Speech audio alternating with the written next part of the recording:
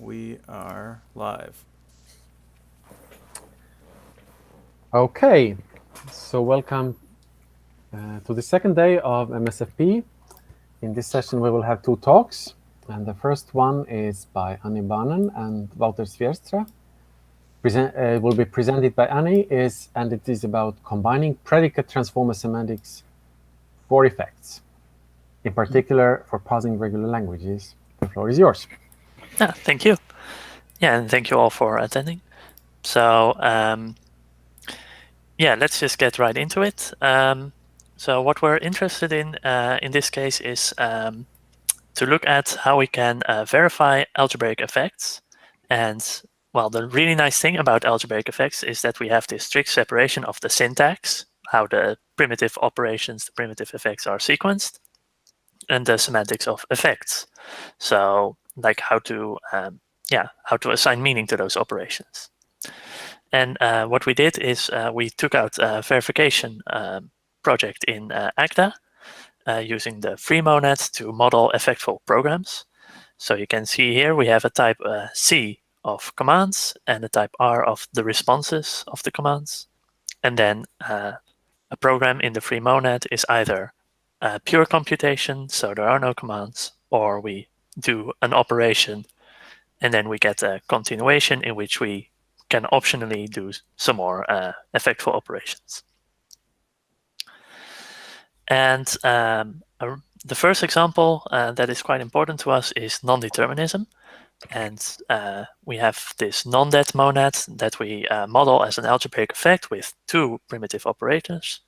We have the choice operator, which non-deterministically chooses between two values, and the failure operators, which goes to a failure state and stops execution.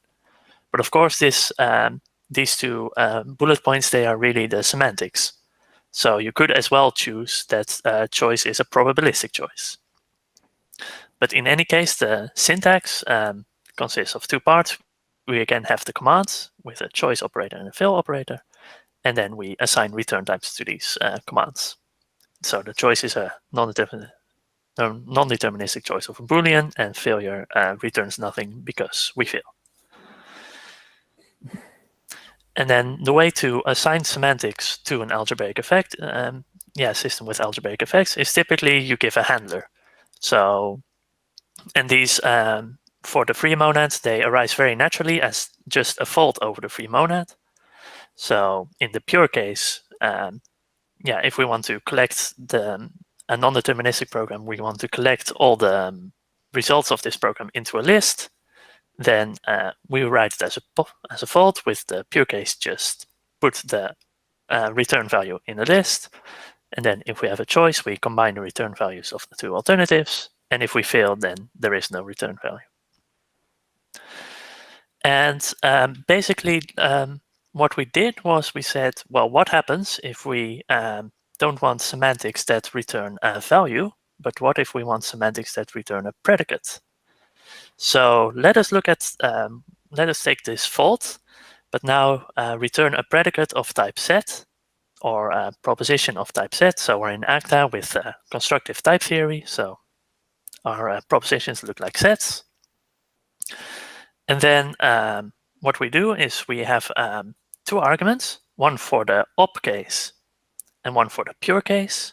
In the pure case, we apply this P, and in the op case, we apply this algebra, which says for each operation C, how to interpret the semantics of the continuation. And if we stare at this for a bit longer, we might come to the conclusion that it has something to do with predicate transformers. So really the thing that Dijkstra was already doing back in the 70s is that we have like a function from postconditions to preconditions. So yeah, suppose we have some type of command C and some type of responses, return values for each command R, but now the responses don't depend on the type of command that we choose. So our postconditions will have type R to set, our preconditions will have type C to set, and the predicate transformer is just a function from R to set to C to set. But now we're in ACTA with dependent type theory, so let's make R depend on C, And then we need to reshuffle the type a bit, and we get the following type of predicate transformers. So we take the command, then the post condition, and then we return a proposition, which is basically the precondition. And this is exactly what we get that we, when we take this generic fault. So the algebra that we pass to the semantics function is exactly this type of predicate transformers. So that is the reason that we say we have predicate transformer semantics for algebraic effects. And what we can do is look at some different semantics. So here we have this separation between syntax and semantics. We have this the non-determinism syntax, and now we can choose different semantics for them. For example, there are the two canonical choices. If we have either we want all the non-deterministically possible results to satisfy our post condition, or we want any of them. And we can express this with this pt all or pt any predicate transformer. And what will look is, how it will look is in the failure case, then we have no response. So all the potential results are trivially true. And if we have a choice, then both of the alternatives should satisfy this, this post condition. And for pt any, it's exactly the opposite. If we don't have any response case, then the post condition will never be satisfied. And if we have two responses, then we can choose which one of them we want to satisfy. So until now, this was, we already kind of knew this. We already published this in ICFP. But we were kind of looking for, how can we prove that these semantics are also useful in practice? And for that, we used a nice example, which consists of a parser for regular expressions. So here is a data type of regular expressions in ACTA. We have the empty regex that doesn't match anything. We have the epsilon regex that matches only the empty string, and so on. And then we want to parse these regexes into a parse tree. So for each regex, we have like a type of the parse trees, which is just matches exactly what you want for the regex. Okay, so let's implement this match function as this non-deterministic program. Given a regex and a string, we return a parse tree. So for the empty regex, then there are no strings that match it, so we just fail. For the epsilon case, the regex that matches only the empty string, then we do a case distinction on the string. In the nil case, in the empty string, we succeed and we return true, and otherwise we fail. And so we can go through all these cases. So here, for if you have an alternative regex, either left or right, then we use this non-deterministic choice. And so we go down all the options until we reach this Kleene star. So, and if we try to define it as follows, like the Kleene star is either the empty string or concatenation of R with the Kleene star, then what we get is an error. ACTA doesn't like this definition because it, in fact, it does not terminate. We cannot give this definition like this. So there are ways to fix it, but for now, let's just kind of give up and say we'll just fail in case we encounter a star. So suppose that we have this definition with where we fail with the star. We can still give a useful specification for this. So namely, doing this again in like this predicate transformer style, our specification should be a precondition and a postcondition. The precondition will be there is no star in the regex, and the postcondition will be defined as this inductive data type, which says when does a regex match a string with the correct with a given parse tree. And then what we use is an idea of the refinement calculus to check that this specification is also implemented by our matcher. And in the refinement calculus, you use a refinement relation to kind of compare two predicate transformers. And the idea is if we have two predicate transformers, then the first one is refined by the second one if the second one is better in the sense that it satisfies more postconditions. So we have this definition of a refinement relation, which says for all postconditions such that PT1 satisfies it, so should PT2. And more specifically, if we assign predicate transformer semantics to programs, then this refinement relation kind of means that if we have a program that calls S and S is refined by T, then anywhere we can in this program we can replace S with T and we get a program that satisfies at least the same amount of postconditions. And in the refinement calculus, this is used for incremental deriving of a program from a specification, because the nice thing about the predicate transformers is that they can also be mapped. We can also map specifications to a predicate transformer. So we can relate programs and specifications in the language of predicate transformers. And the predicate transformer semantics for a specification is that postcondition, predicate P holds whenever we have the precondition and the postcondition implies P. Okay, so now we have our specification, we have our refinement relation, and we have our program, so we can start proving the correctness statement. And this will look as follows. The precondition and the postcondition are refined by the match program under the PT all semantics for non-determinism. So all the output of match will satisfy the postcondition if the precondition holds. And there is not really too much to the proof. You just do the same case distinction as in the definition of match, except that you need to be a bit clever to deal with this bind operator. And what we then need is a rule of consequence. So this was already something that Dijkstra was thinking about. So if we have a composition of programs S bind F, then the semantics of that you can express as in terms of the semantics of S, whenever you, if you can compute the semantics of f of x for all x. And then if you just substitute along this equivalence, then you can understand what the bind operator does and therefore prove what, prove these refinement relation. Okay, so that concludes the first part. We have a match function, but it has a bug, namely it doesn't support the Kleene star. And for that, we to fix that, we kind of need to add an extra effect to what we already have. And we want to add more effects to our system. And the nice thing about algebraic effects and the free monad is that we can easily add new effects to our system without really having to change the previous definitions. And in our case, what we do is we had this free monad before with one command type C, one response type R, and now we replace that with a list of signatures, so a list of C's and R's.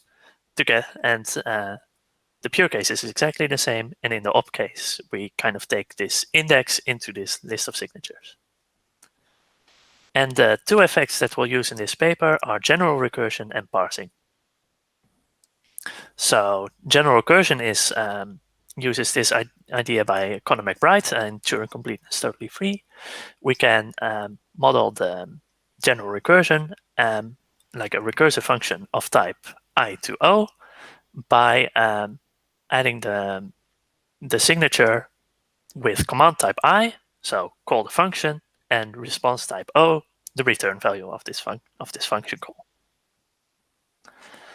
And well, this is kind of the most general signature that we can imagine. So to specify semantics for such recursive calls, we need some more information. And again, we get some concepts already around for 50 years. We need an invariant to talk about loops. In our case, we say an invariant is a relation between the input type and the output type. So we say which output values are valid for a given call, for each given call with a given argument. And the semantics, we call that PTREC, the predicate transformer semantics of recursion. And the second effect that we'll add is parsing. So parsing really is a stateful kind of program, because we have an input string, and as the parser runs, it advances the input string character by character or token by token until we run out. So let's model this state with an effect. And to be more precise, we model it as an effect with one command, which returns maybe a character. And then if the string is totally consumed, then we return nothing. And if there is still some more characters in the string, then we return just the first character. That would be the intended semantics. And to model these semantics, we incorporate state into our predicates. So where before we had just, we would have R to set, so maybe character to set. Now we have to augment our predicates and put the current state, which is the part of the input string that we haven't consumed, into this predicate. And if we do that, then we can just thread the input string through the predicates, and we get the semantics of parsing. Okay, well, for finishing match, we only need this general recursion. So we can finish our definition by saying to match R star, we just we recur on either matching epsilon or R composed R star. So now we can prove our correctness again without this previous precondition. Now we just say in all the cases that we run match, it will satisfy the post condition, i.e. it will give a valid matching. And this result that we have here is only the weakest liberal precondition, really. It's only partial correctness of match, because we do not check for termination. And moreover, if R if it matches the empty string, then match will not terminate. So, and that is because in the semantics of recursion that we took, we assumed that all the recursive calls immediately return, because we don't do any checking of the bound on how many recursive calls we make. But that's no problem. We can add that later, because we have this separation of syntax and semantics. We can just add a more detailed semantics later. So for now, to check termination, we should make a new version of a matcher that really does terminate. And the trick here is not to do recursion on the regex. We should do recursion on the string. So we should consume the input string one character by one character, and then we use something called the Brzezowski derivative, essentially constructing the finite automaton for a regex as we parse the string. So we have this derivative-based matcher, which again takes this regex, but now we incorporate the effect of parsing, advancing the input string by one character, into the list of effects. And so you don't see this string appearing here in the type. And the derivative-based matcher calls the parser effect. And in the case that we can still advance the input string, that there is still a character x, then we go in recursion on the derivative of the regex, and we reconstruct the output using this integral tree function, which kind of is the antiderivative for the tree function, for the tree type. And in the case that the parser effect returns nothing, so we have run out of the end of the string, then we just check, does the regex match the empty string? If so, we return the appropriate parse tree, and otherwise we fail. And it should be clear that this terminates if we use the correct semantics for effects, because we can, each recursive call, we advance the string by one character. So again, it's now we can prove the soundness and of the dmatch function. And the way we do it is we show that match this function that we defined before is refined by dmatch, and that means that like using the concepts of the refinement calculus, we can replace match everywhere with dmatch, and we'll get the same results. And now the other half is that we have this termination checking that we need to do. So as I said before, we have only the weakest liberal preconditions to semantics for PT-rec. And so we need to add some sort of termination check. In this case, what we'll do is just define this termination check directly. So we have, suppose we have a recursive function f, a generally recursive function, and then we have a program S that can call f as part of an effect. And then we say this system terminates in n steps, if and only if, well, we can substitute f at most n times, and then we have termination. So, well, if the program is just a pure computation, then obviously it terminates. If we call if we do a recursive call and there is no more fuel left, we cannot. It does not terminate in n steps. And then otherwise, we have like the successor case. So we do a bind in the program, and we check. So we do this recursive call on C, and then we do the rest of the program. And this should terminate in n steps. And then finally, we use the predicate transformers for the other operations to check the termination for any other operations. Yeah. So now we can conclude the total correctness of this dmatch function, because on the one hand, we have this chain of refinements. So we have our specification, which is refined by the match function, which is refined by the dmatch function. And we can also prove that the dmatch function itself refines the postcondition. So that means that not only does all the output of dmatch satisfy the postcondition, but also all the correct output is returned by dmatch. And then to add to this partial correctness, we add total correctness, which is just a proof that this terminates in predicate holds for dmatch.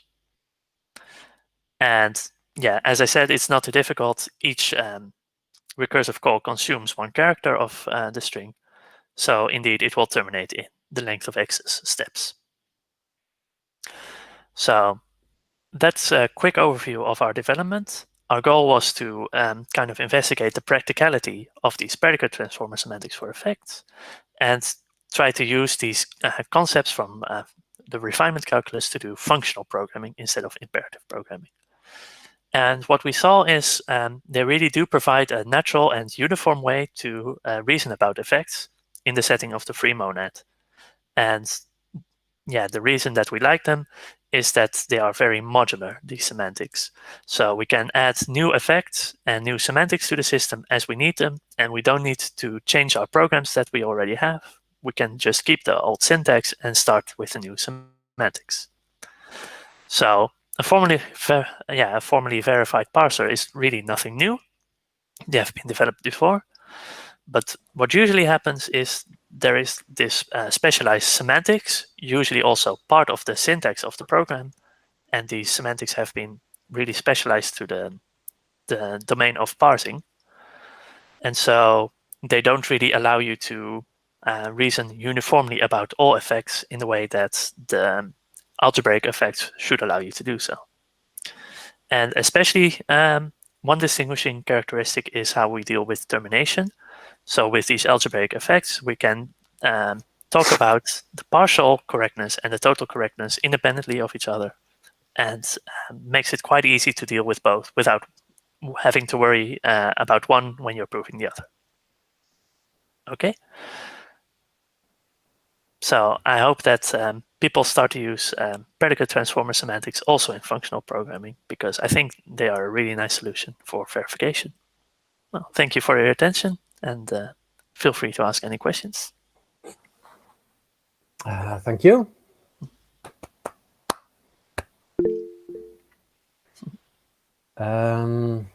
Questions? I can maybe start from some silent questions and then give the floor to some of you that want to ask questions yourself. So Jeremy Gibbons asks, Bob Harper's JFP Perl seems to have been a seminal paper in the sense that it has seeded many follow-ups. Mhm. There was another last week at ICFP, Strong Functional Perl, Harper's Regular Expression Matcher in Cedil by Mhm. Aaron Stump et al., which avoided the need of dependent types by using, quote, quote, a certain polymorphically typed interface we call a recursion universe instead. Can you compare your paper with theirs? So I haven't read that paper, so I cannot give an argument. Cannot give a reply right now. Yeah, Good. it's But then I'm sorry, I will this have is to something read to that. check. No, sure. I- Andrew Hirsch asks, Maybe what is Wouter the... knows the. Oh, yeah, Oh, I yeah. could maybe say something. Do. So the Stump paper, there's a few versions of which have verified this functional probe. There's also one by Dan Licata and his students who do a intrinsic verification. The paper by Aaron and his students is more kind of Cedil specific, and it uses like a variant of a Mendler style recursor, and with a kind of combined with the paramorphism in order to show termination. And then the Licata version is actually quite nice in that it uses a trick. It defunctionalizes the matcher, and then this is kind of interesting because so defunctionalization it tends to be this whole program transformation, which often kind of screws up your termination behavior. But in this way, it messes it up in just the right ways to make your program structurally recursive, which is slightly interesting. I think what's different here is that we managed to tease apart the entire verification problem into several different steps. So you can start by writing the easy cases, and then you add effects to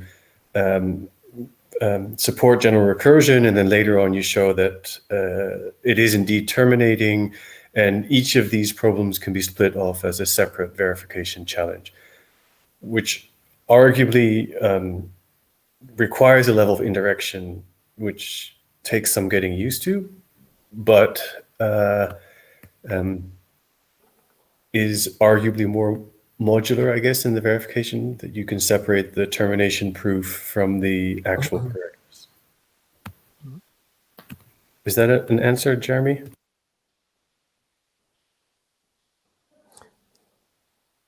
Yeah, not sure. Jeremy's Yeah, unmuted. sorry, still For trying me, to read as well. Okay. Yes, thank you. That's very helpful. I was just about to reply in Zulip. Chris Jenkins is also watching this, so maybe Anna and Chris might like to have a chat. Indeed. Okay, let me read out another question by Andrew Hirsch. What is the relationship between your semantics and Dijkstra monads? Is it the case that your algebraic effects give rise to Dijkstra monads? Mhm. Yeah. So there is quite a deep relationship to to our work and the Dijkstra monad.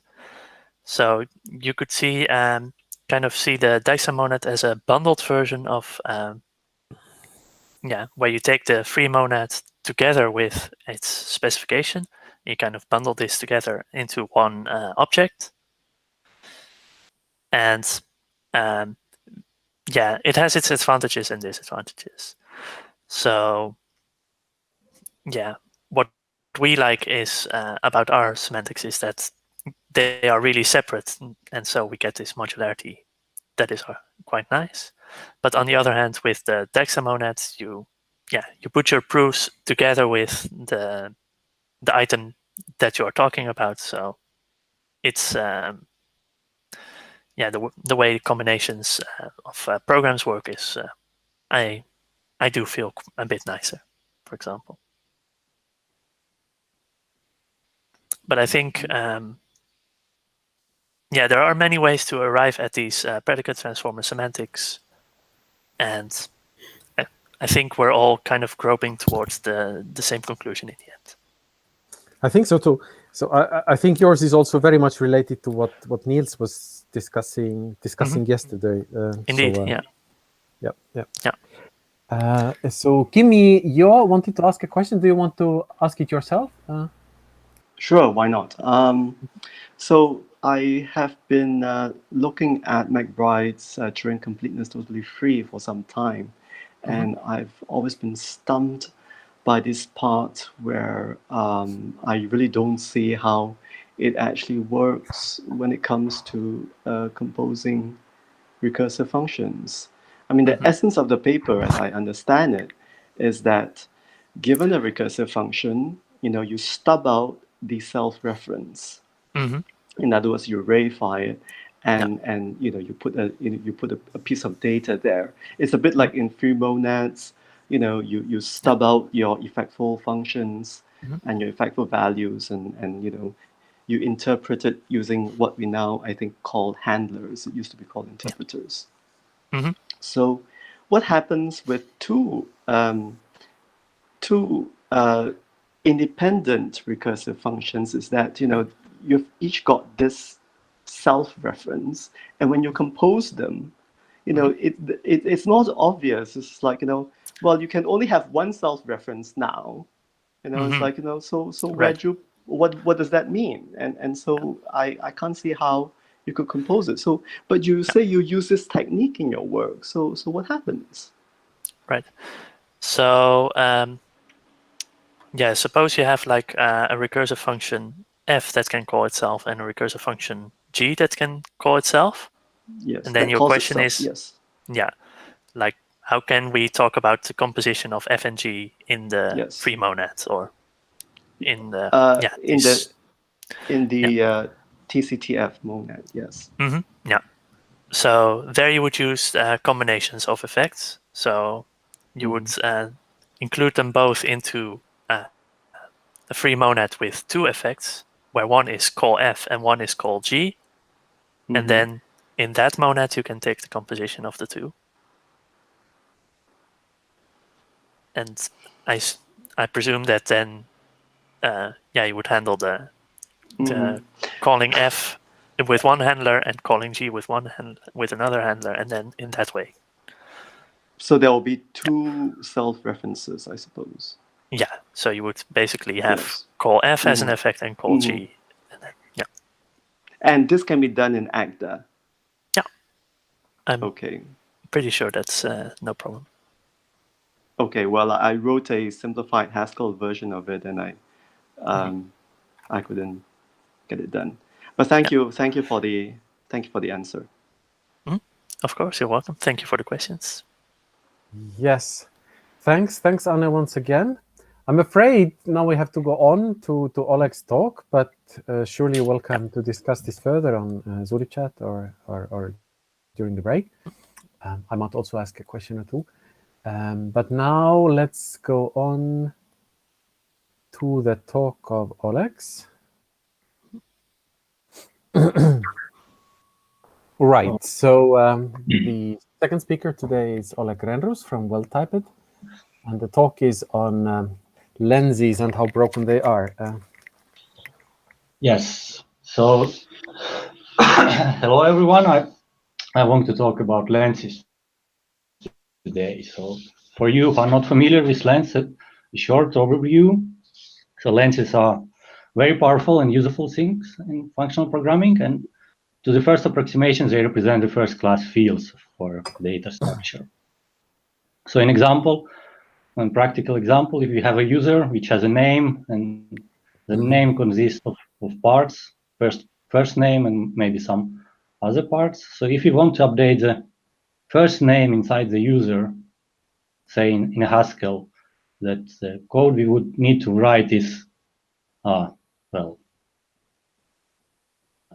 not nice. Let's put it that way. So it's very, very non-compositional. So lenses offer a solution. So if we have lenses for username and a first name, some objects, and property of lenses is that they do compose, so we can take these two smaller lenses and make a big lens from user to a string.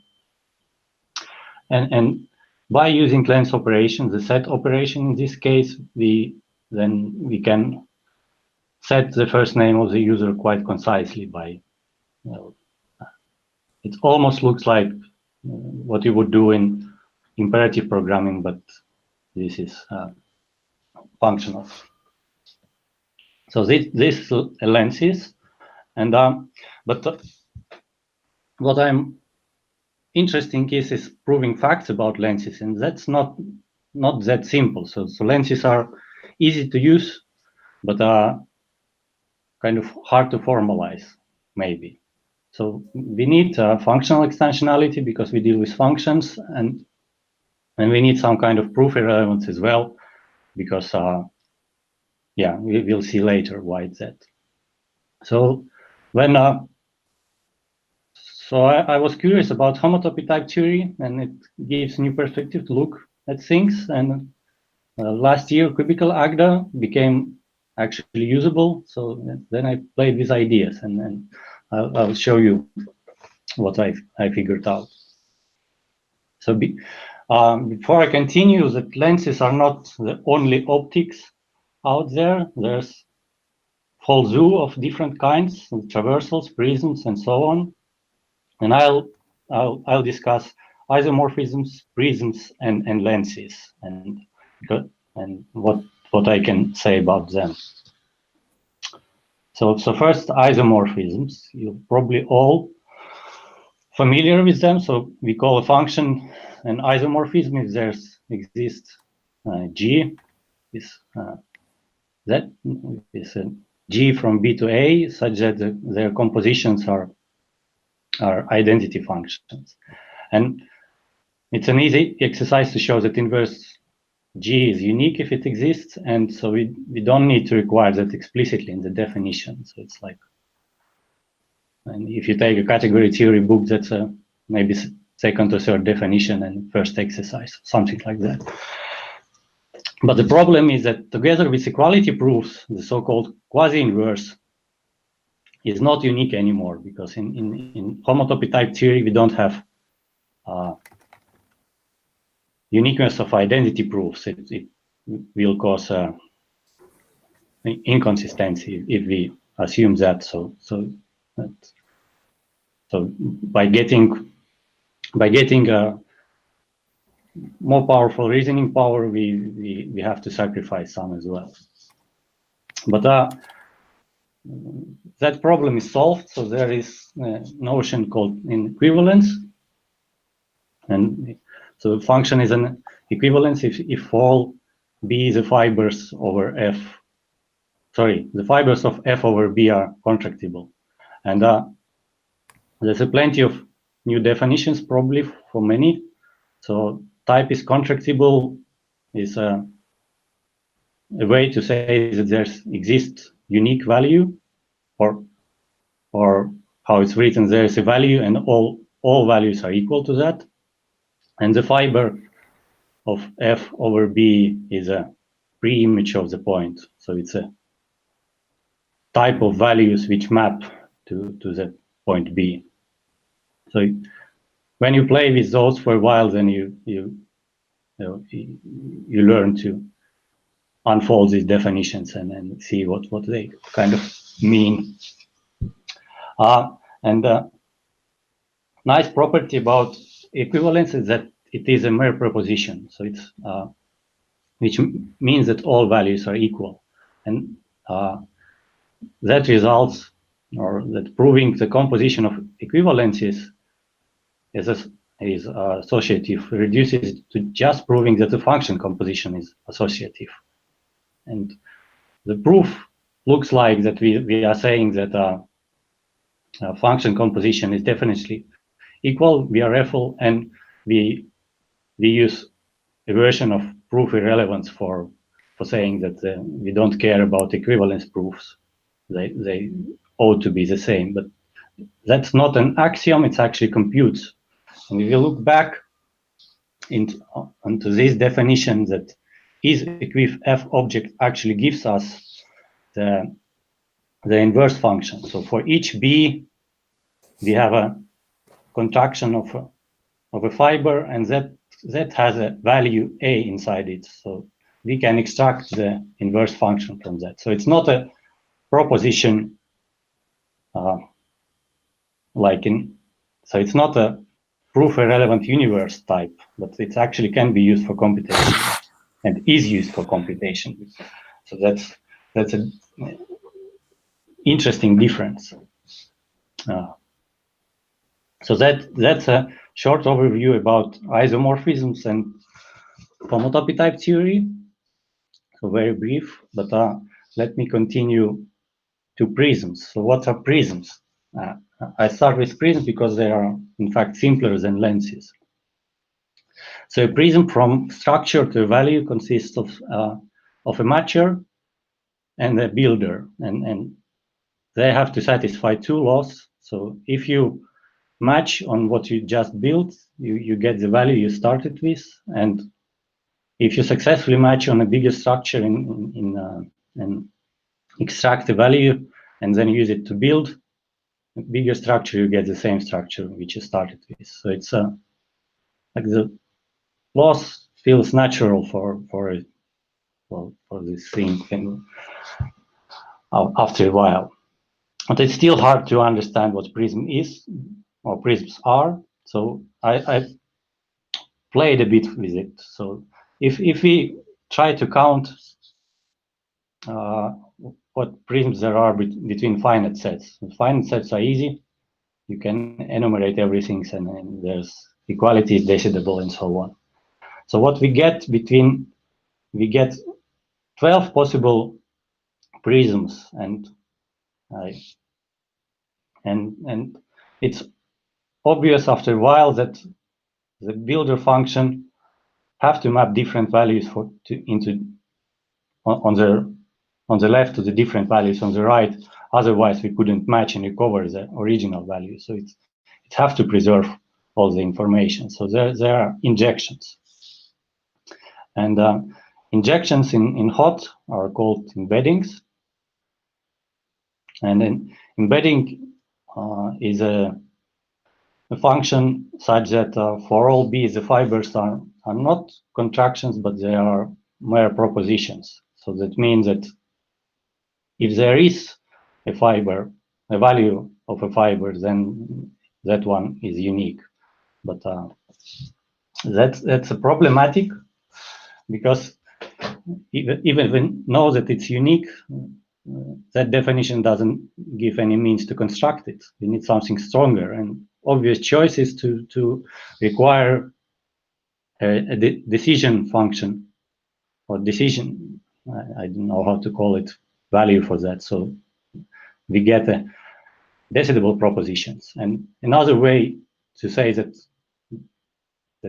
or represent decidable propositions is to say that there's either no values or there is a unique value.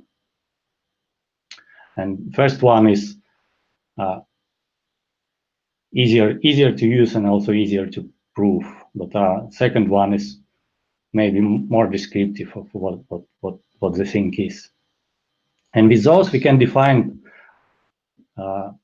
what is a builder. So the builder is a function such that for all b's, all fibers are decidable propositions. So it's very elegant definition. And what it gives us, like, naturally, that every equivalence is a builder, but converse is not true. It's easy to construct a counterexample, and it's easy to show that builder composition is associative and so on, the same way as with equivalences.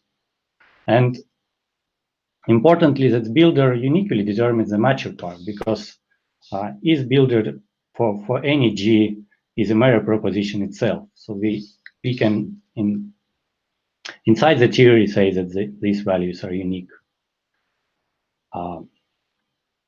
So like the summary so far, that a prism is just a decidable embedding. That's I find this very, very nice to be able to say something so concise. So prisms work out very well, but how about lenses? So briefly, lenses consist of a getter from structure to a value and a setter, taking an old structure, new value, and giving a new structure back. And there are three laws. If you get, after you have put something in, you get what you inserted, and put get the other way around, and put says that if you put twice, then it's enough to put only the last value. So natural laws for getters and setters. And there are all three laws.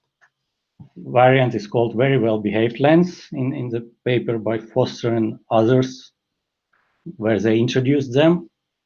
They also speak about well behaved lens, which satisfies only get put and put get law. And in my abstract, I defined also barely behaving lens, which satisfies only get put law.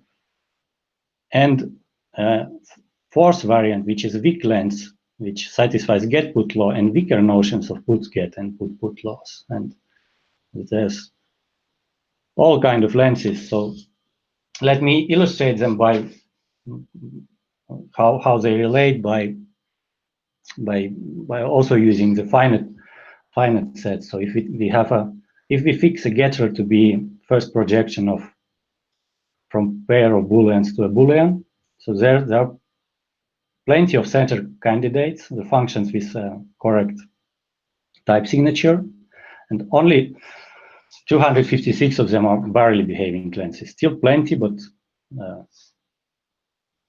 a lot less than all of them. And is-bare lens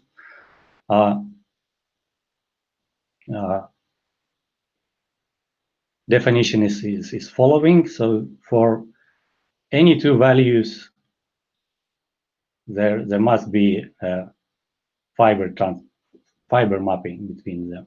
So this definition might look strange, but if I unfold the fiber definition, and I don't know if you see the colors, they're quite blunt, but and you stare at this definition for long enough, and you can see that it's approximately, or it's decorated version of a setter type. So is-bar lens gives us a function of correct type which is compatible with a getter. So barely behaving lenses satisfy get put law by construction.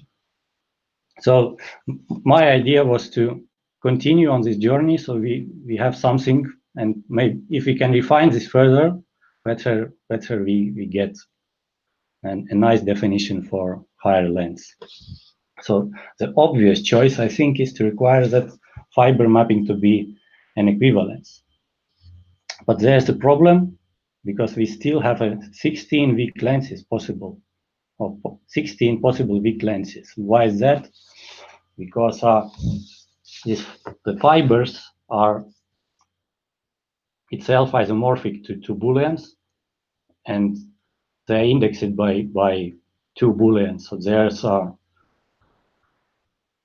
there are four options, four equivalences, and between boolean and boolean there are two possible equivalences, one with identity function and one with negation. So in total we get 16 weak lenses. But and I say that they satisfy weaker versions of put get and put laws. So weak put get law is such that setting what you got is not an identity function, but it is an equivalence. And in some sense, this is nice definition. So you can reason about that if values are spaces, so setting a value or a value of a field will rotate that space. So in some way, but it will preserve all the information there. So the information is still preserved, but it's somehow twisted behind the back. And there's still two more variants. There are well-behaving lenses satisfying get put and put get laws. There are also 16 of these, but they are not the same as weak lenses. There are few same and different ones. And finally, there are two very well-behaved lenses. You would wish that there were only one, but there's actually two. So the first one is the obvious one, which just sets the first value of a pair. But the second one does something tricky behind your back. That's what I called like rotating the space, and you can check that that function together with a first projection as a getter will satisfy all the three laws, but they are obviously different functions. And Paolo Capriotti 6 years ago wrote a blog post where he defined a version of higher length as on the slide, and it is a higher version, but it's still not a mere proposition, so it's not so the values of that type are not unique, because there are at least two possibilities for example, for this simple case, and there's actually another problem, because Paolo uses kind of so if you try to imagine how this construction looks like, there's this P of V in the center, and there's equivalence to each value fiber. So it looks like a star. And because there is this center point in between, you can, on each point of the star, have the same, you can add the same equivalence, and the overall behavior will be the same, but the value of each higher length f will be different, and you could see that, you could extract and observe that they are different. So not only each higher length doesn't fix that getter has only one setter, only one possible setter, it actually does it in a way that there's possible different values even for the same setter. So it's very unsatisfying. So that's what I had to say about lenses. So in summary, prisms are simply decidual embeddings, which is nice and elegant, and that notion of decidual proposition is, I don't know if it's highlighted enough in programming, but if you think about that we use it every day. So if we say that less equal is a proposition, that there's a unique answer and that's decidual, then we have a decision function. And if we undecorate all the proofs, then we essentially get if the less than equal type is encoded as there exists a natural number, so the n and m plus this difference add up, then what we get is essentially a safe subtraction for natural numbers. So the prism story is very, very good, but there is no satisfying result for lenses. That getter doesn't determine the whole length. That's something which I think we should be careful about in how we speak about lenses. The is higher length proposition or the type has an additional degree of freedom which shouldn't be there, And those weak lenses seems elegant definition, but are they at all useful? I don't know. So that's problems I have with lenses right now. So thank you for your attention, and I'm happy to answer your questions.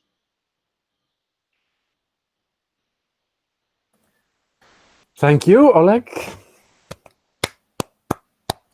There are a couple of questions. Where do I start? Let me start from Kimi Yo. I understand prisms to model the part-whole relationship between a disjoint union and its disjoint subsets. What else am I missing? So I suppose this is, the conclusion taken from your talk. Prisms model part-whole relationship between the disjoint union and the parts. Yes. So that's right. So that modeling, if I understand right, so if the part for relationship, you have that already by having an injection, but the prism additionally allows you to take a value of a bigger of that whole thing and decide whether it's constructed from the smaller thing. So that's an addition to injections. Right. So I suppose the question was if there is much more beyond this. So you say it is about the disjoint union plus this decidability effect that you can decide whether you are in the given part or not. Okay. Jeremy has a question. This is not the notion of prism that I know, and not the dual of lens. Your matcher is S arrows V plus 1, but the dual of lens would have the type S arrows V plus S rather than V plus 1. Is this difference important, or would everything of yours work just as well with prisms dual to lenses? Let me go back. So here, actually, so this decidable proposition it could be erased to say that so here I have only two laws. I could have a third law which says if the matcher returns nothing, then there is no way to construct an S with a builder so it would match. So like build no match a law, and that would be in a sense more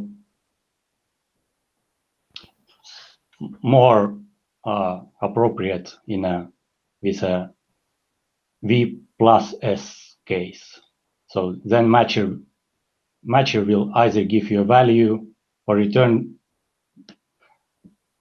some S which cannot be constructed by a builder. But in this simple case, because there are this simple case which is not indexed or not polymorphic, it's not important because we can recover that plus S by mapping nothing to the input structure. So there's nothing changing. Right, but I suppose the question is, okay, here you have two laws. If you were to strictly dualize the three laws of a very well-behaved lens, would you have something that basically forces you that if a matcher goes not to the left but to the right, I mean, if it were to return an S, would it have to be exact the same S that is provided as input? So basically, I'm asking, would the laws force you that if you were to? Yes, in polymorphic case, you need to add this third law. Okay. Which is, but I have figured it out, but I don't remember it right now. I could answer that in Zulip. Okay. Maybe we'll have to discuss this in Zulip, yes. So,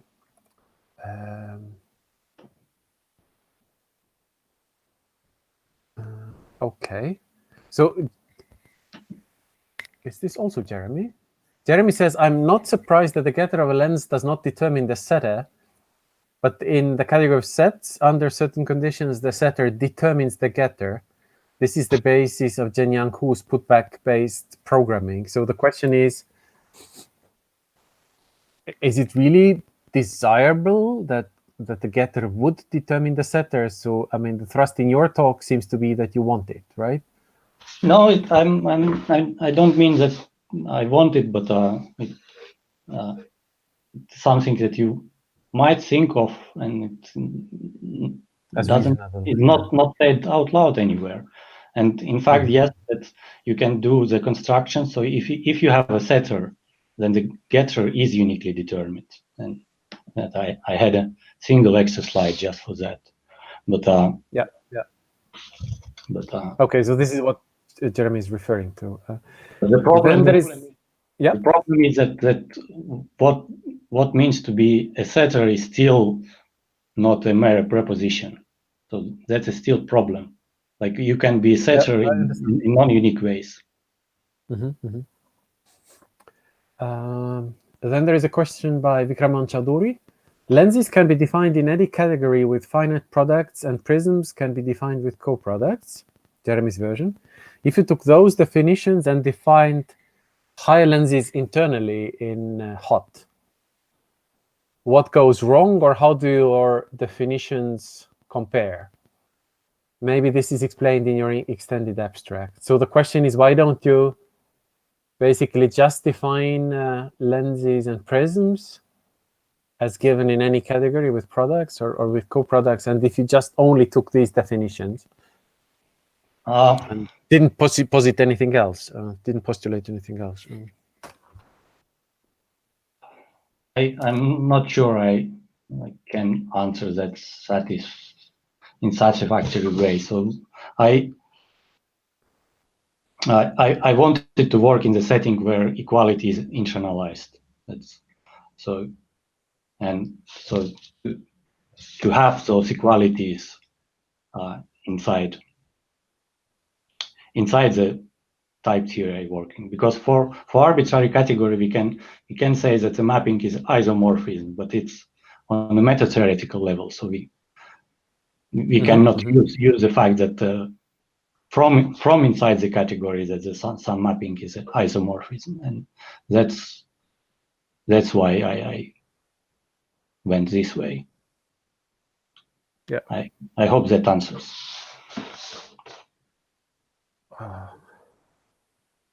For me, this is an answer. I'm not sure about Vikraman. If you want to comment, you can. We perhaps have a minute, but I'm happy.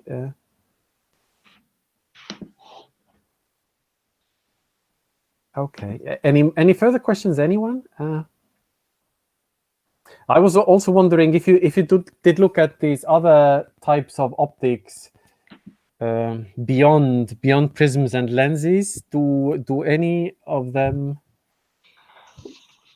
present similar sort of issues? But, the problem is that okay, so in HOT, the ISO and equality are the same. Then I have a story about a prism, but I don't have a story about the lens. So I would like to understand what, for example, affine traversal is, but I cannot understand it by combining what I know about lens, because I don't know anything about lens in a sense. So that's a roadblock there, and okay. Maybe all the right part of the diagram would become clear for everyone after we properly understand what lenses are. But yeah, I don't know. So I started the talk by saying that lenses are first-class fields, but it's in some sense very approximate definition of what they are. So my weird lens in the very last example, it's still a field, but if we can look at the structure with some other ways, and